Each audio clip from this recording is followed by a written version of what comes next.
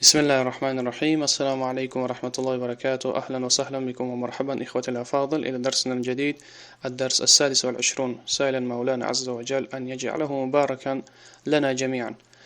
خشوما دوستو عزيز بدرس نواتيمو بدرس 26 مؤلف در جميع الدرس التاسع، درس نهم يعني التاسع، رقم ترتيبي نه مشوى 9 نهم التاسع. یک گفتگو های و پیش از آن گفتگو را روانه بخونیم و ترجمهش بکنیم، یک تنبیه مهمی دارم که پیشنهاد شما میکنم. برادرها وقتی که ما ترجمه میکنم، با ترجمه ما بسیار اهمیت ندین، بسیارتر به خواندن ما اهمیت بدین و کوشش کنید او را قفای ما بخونید، تلفظ کنید. برای که اگر ذهن شما با ترجمه مشغول شود، شما همچون تاجیک فکر میکنید. ما کوشش میکنیم با خلال همین درس ها، از به سبب همین درس ها شما ذهن شما مثل عربا شود، یعنی با عربی باید فکر کنید. اگر ذهن شما مشغول با ترجمه باشه، گفتگوی شما خوب نمیشه. برای همقدر بعضی دانشجوها هستن که میگم من همه چیزی که عربا میگن 80-90% میفهمم، لیکن گپ زدن نمیتونم. سبب پیش نرفتن گپ زدنش چیه؟ عملی نداره. یعنی فکرش فکری تاجیکیه. باید فکرمون عوض کنیم با فکر عربی، همچون عرب باید فکر کنیم و ذهنی ما تمرین میگیره، مشق میکنه وقتی که ما بسیارتر عربی گپ میزنیم. مهم همینه که ما موضوع را بفهمیم. شرط نیست که را ترجمه کنیم لفظی تحت لفظی یا که هر یک کلمه‌اش ترجمه کنیم. بله خیلی کلمه‌ای نو میام شما را ترجمه میکنم و کوشش میکنم همین جمله بفیورم ترجمه کنم، نیکی ما وظیفه اساسی ما فهمیدن و تلفظ کردنه. بعد از اون ترجمه. میگه که من هذا الرجل، این مرد کیست؟ من هذا الرجل هو عباس، او عباس است. هو جانشین شخصی مردانه. جانشین ها از جهت ترتیب اگر بگیریم، از جهت ترتیب جانشین شخصی متکلم دوتای، من میشود انا، مایان میشود نحن، این متکلمه. بعد هست جانشین شخصی مخاطب، تو میشود انت، مرد یعنی مردانه، انتی تو زن، انتما شما هر دو، انتم شما مردها، انتون شما زنها. جانشین شخصی غایب این چنین ای 5 چیز عبارته: هو او مرد، هی او زن، هما آنها دو کس، هم آنها مردها، هن آنها زنها. این هم روانه همچون تکرار برای شما تنبیه دادم که شما جانشین های شخصی را حتما همشه باید بدونید.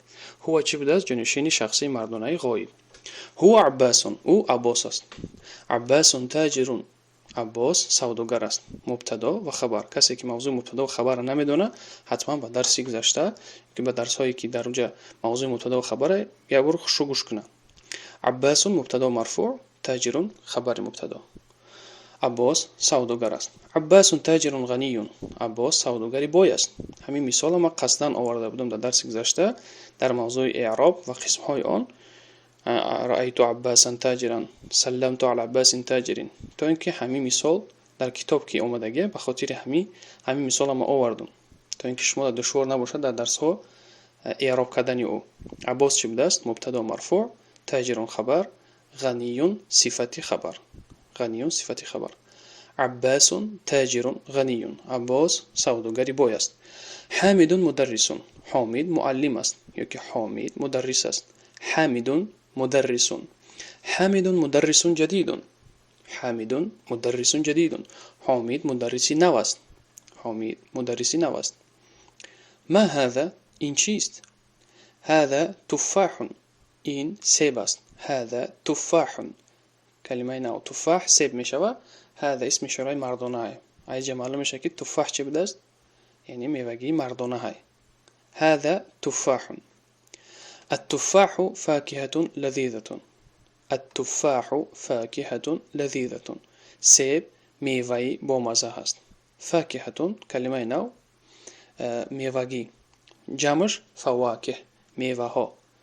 لذیذة بامزه. اهمیت بتن که لذیذة یعنی صفتی همی فاکهه، صفت فاکهه و زنانه های، بخاطر که فاکهة جنس کی را ده، زنانه کی هسته وصفش هم زنانه میشه. میگیم لذیذة. اگر ما بگیم نانی بامزه، نان گذشته بودیم در درس های گذشته چی میشه؟ خبزون. چی میگیم؟ الخبز لذیذ، نانی بامزه. لذیذ به تای مربوطه تلفظش میکنیم. یا که موهی بامزه، السمك لذیذ، لحم گوشتی بامزه. اللحم لذیذ. وقتی که زنونه کشید یگان بگیم میوگی یا که یگان خوردنی که زنونه های اورم زنونه میکنیم وصفشه. مثال فاکهتون لذیذتون، میوگی با مزه، یعنی سیب میوه با مزه هسته. ما ذلك، این چیست یا که وای چیست؟ ذلك اسم اشاره دوره. ذلك عصفور، وای گندشک است. عصفور گندشک میگن، پرنده خورده، پرنده خورد عصفور میشه گندشکک. وای گندشک است میگن. العصفور طائر صغیر، عصفور یعنی گندشکک پرنده خورد است. طائر صغیر. العصفور مبتدا مرفوع، طائر خبر، صغیر کلمه صغیر صفت است، صفت طائر. العربیة لغة سهلة، عربی زبانی آسان است. العربیة لغة سهلة، سهل گفته آسانه میگن. سهلتون زنانه هیوزی، صفت زنانه، برای که لغتون کلمه زنانه هسته، برای که فصلشم زنانه میشود. سهلتون. اگر درس مثال آسان بگیم چی میگیم؟ هذا الدرس سهل، این درسی آسان است. اگر یک چیزی که اشاره کردگی ما زنانه باشه زنانش میگه، مثل اللغة سهلة، العربية لغة سهلة.